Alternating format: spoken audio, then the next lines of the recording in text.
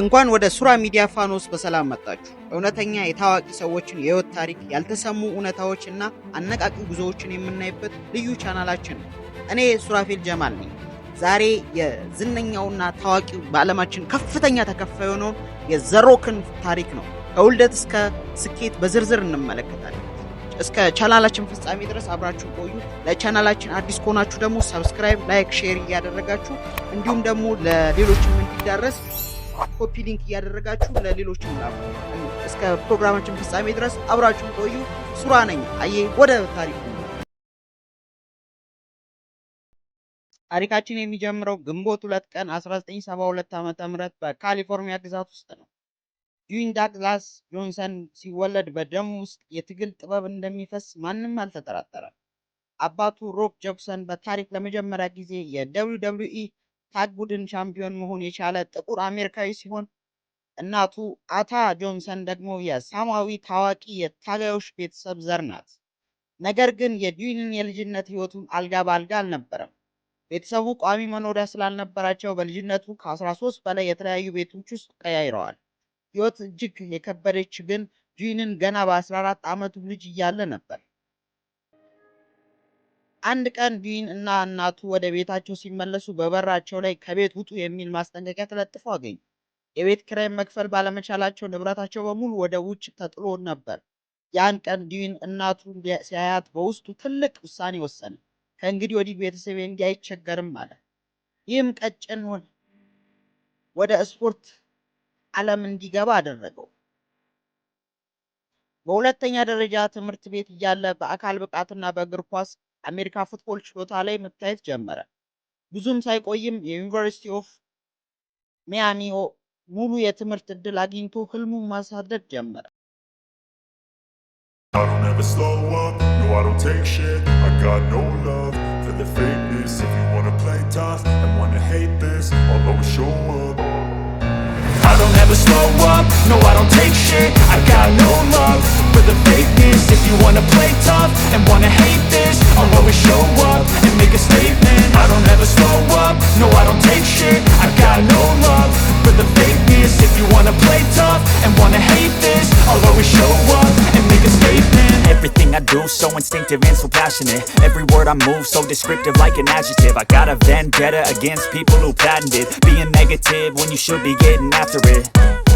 I got facts over tracks, this and that. Spitting slow, spitting fast. I could roast, I could gas. Think I'm okay at last, but I don't know if that can erase all the past. And the pettiness, a reflection of the emptiness. Hilarious, you think you're worth my time, you're delirious. Mysterious, because you hide behind a fake exterior. Inferior, you know I'll always be a bit superior. Get off of me, this ain't no humble brag. I want you to hear words, you can say them back. I want you to feel free from the chains at last, and to believe in what you got, it was built to last, yeah.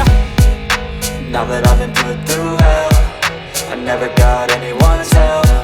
I had to do it all myself.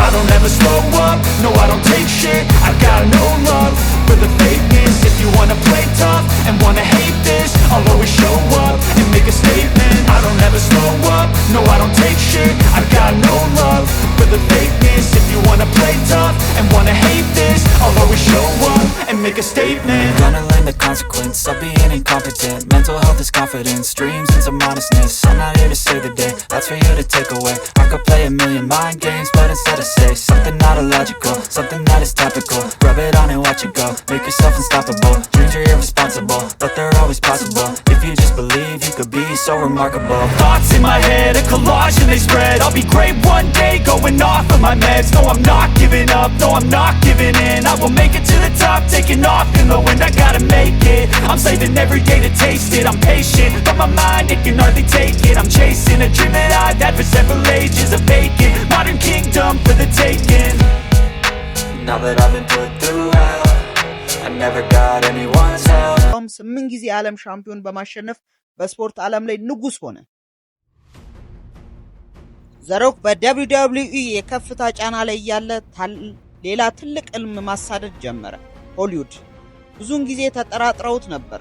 ታጋይ ተዋናይ መሆን አይችልም የሚል የቆየ አመለካከት ትልቅ መሰናክል ሆነበት። ነገር ግን ጁን ጆንሰን ተስፋ መቁረጥን አያውቅ። በ2001 ዘ ማሚ ሪተርንስ በተሰኘ ፊልም ላይም ትንሽ ሚናን ታየ። ብዙም ሳይቆይ ግን በ2002 ዘ ስኮርፒዮን ኪንግ በተሰኘው ፊልም ላይ የመጀመሪያ ዋና ተዋናይ ሆኖ ተወነ። በዚህም ፊልም ላይ ብቻ $5.5 ሚሊዮን በመከፈል በታሪክ ለመጀመሪያ ጊዜ በዋና ተዋናይ ለሚሰራ ላይ ከፍተኛ ክፍያ በመቀበል የዓለም ሪከርድን ሰበረ። ነገር ግን እውነተኛውን የሆሊውድ ንግስና የመጣው በ2011 ፋስት 5 የተሰኘው ፊልም ሲቀላቀል ነው። እንደ ሉክ ሆኖ ሲገኝ የነበረውን የፊልም ተከታታይ ወደ $1 ሚሊዮን ገቢ ያስሸጋገረው። ከዚህም በኋላ ሳን አንድሪያስ፣ ጁማንጁ ኤንድ ሞአና በመሳሰሉ ፊልሞች ላይም የዓለም ቁጥር 1 ተዋናይ መሆኑን አረጋገጠ። ዲን ጆንሰን ተራ ተዋናይ ብቻ አይደለም። እሱ ዛሬ ቦክስ ኦፊስ ጎልድ ፊልም ስኬታማ የሚያደርግ ወርቅ ይባላል። እሱ ያለበት ፊልም በዓለም ዙሪያ በሚሊዮኖች የሚቆጠሩ ሰዎች ወደ ሲኒማ ቤት የመሳብ ልዩ ኃይል አለው። የዲን ጆንሰን ተሰጥኦ በድርጊት አክሽን ፊልም ላይ ብዙ የተደጋገመ አይደለም።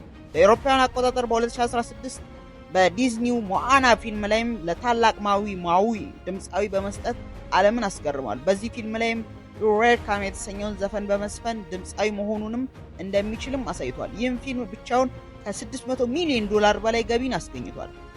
ከዚህም በኋላ በ2017 ጁማንጁ ዌልካም ቱ ጀንግል በተሰኘ ፊልም ላይም ከኬቪን ሃርት ጋር በመሆን ተመለሰ።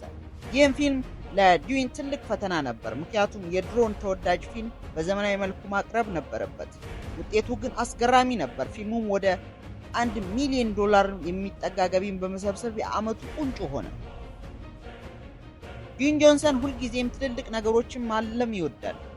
ለ15 ዓመታትም ያህል የነበረውን የሱፐር ሂሮ ህልሙን በ2022 ብላክ አደም በሚለው ፊልም ላይ እውን አድርጎታል። ምንም እንኳን ፊልሙ ብዙ አስተያየትም ቢሰነዘሩበትም የዲን ቁርጠኝነት ግን ማንንም አልተጠራጠረውም።